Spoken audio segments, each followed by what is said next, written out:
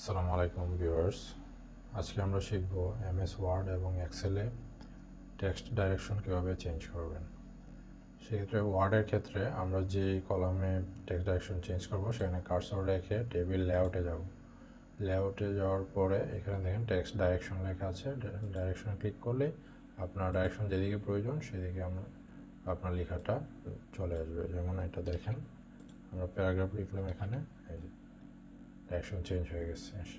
আবার এক্সেলের ক্ষেত্রে আমরা কি করব, যে কলামে আপনার ডাইরেকশন চেঞ্জ করব সেই কলামে ক্লিক করে আমরা যাব হচ্ছে এবি লেখা আছে, দেখেন এবি ওরিয়েন্টেশন ট্যাবে ক্লিক করব।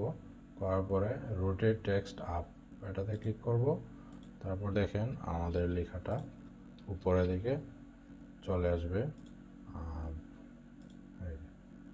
ঠিক আছে, ধন্যবাদ।